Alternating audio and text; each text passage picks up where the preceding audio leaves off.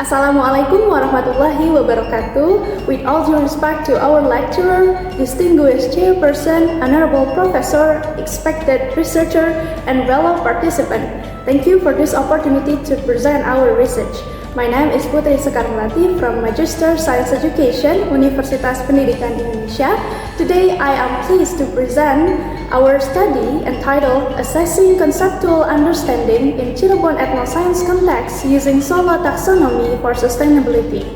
This research explores how ethnoscience-based assessment grounded in local cultural context and the Solo Taxonomy framework can provide deeper insight to students' conceptual understanding while supporting scientific literacy and sustainability competencies.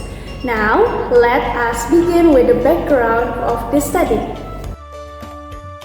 Education plays an important role in achieving sustainable development, especially through scientific literacy.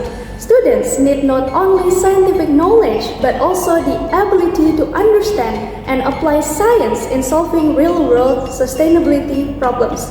However, many science classrooms still emphasize memorizing facts instead of developing deep conceptual understanding. One promising approach is ethnoscience, which connects scientific concept with local culture with practice that are familiar to students. Structure of observed learning outcome taxonomy, or we call it as Solo Taxonomy, that is a framework that we are used to make the assessment in this research. Can be seen here. Solo taxonomy consists of pre-structural, unistructural, multi-structural, relational, and extended abstract. This study using a quantitative descriptive research design using a cross-sectional survey approach. The participants were 93 junior high school students in Cirebon from preschool in Cirebon, West Java, Indonesia, selected through convenience sampling.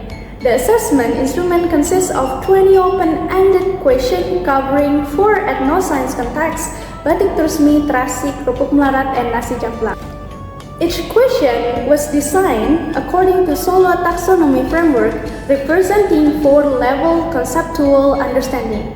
Before completing the assessment, students were provided with reading materials to ensure a common understanding of each ethnoscience context. Then, they completed the assessment individually, and their responses were scored using a solo rubric on a scale from 0 to 4. Finally, the data were analyzed using descriptive statistics. These are the blueprint of the ethnoscience-based assessment instrument based on Solo Taxonomy. There are 5 ethnoscience contexts that can be seen here. First, let's take a look at the overall conceptual understanding that can be seen here. The student achieved a mean score of 58.54 out of 80, which represents 73.18% of the maximum score. This result indicates a moderate to high level of conceptual understanding, and overall, the findings suggest that students were able to relate scientific context to familiar ethnoscience context in their daily lives. Next, we analyze students' performance across the Solo Taxonomy level. The highest mean score was at the multi-structural level, indicating that students could identify multiple scientific contexts. However, the score decreased at the relational and especially the extended abstract levels. This suggests that students still experience difficulties in integrating concepts, applying scientific reasoning, and proposing innovative solutions to sustainability-related problems. Finally, we compared students' performance across 4 ethnoscience contexts.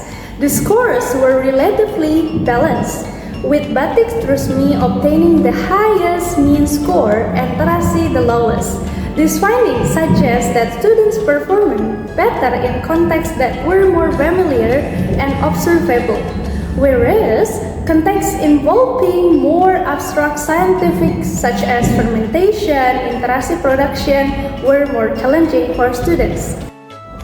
Okay, so we discussed the relatively high overall score that ethnoscience provides meaningful learning experience because students can connect scientific concept with cultural practice that they already know. These findings support studies and showing that contextualized science learning enhances conceptual understanding and scientific literacy. Although students demonstrate strong at the multistructural level as can be seen here, they experience difficulties at the relational and extended abstract level.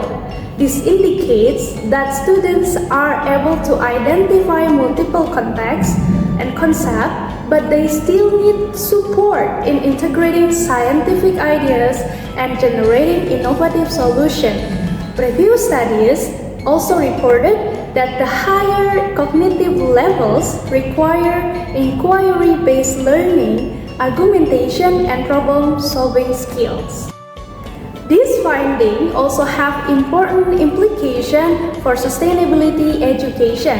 The four ethnoscience contexts, like batik terusmi, terasi, kerupuk melarat, and nasi jamblang, naturally integrate scientific context with local wisdom and sustainability practices. Therefore, ethnoscience-based assessment can contribute not only to scientific literacy, but also the development of sustainability competencies and culturally responsive education. At the end, I will conclude that the students demonstrate a moderate to high level of conceptual understanding when learning was assessed through Cirebon ethnoscience context. However, they still encounter difficulties with higher order thinking skill, particularly when integrating concept and proposing innovative solutions. Therefore, ethnoscience-based assessment has a strong potential to support scientific literacy, sustainability competencies, and culturally responsive science education while contributing to sustainable development goals. Integrating local wisdom into science assessment not only enhances students' conceptual understanding, but also prepares them to become scientifically literate citizens who can contribute to a more sustainable future. Thank you very much. Wassalamualaikum warahmatullahi wabarakatuh.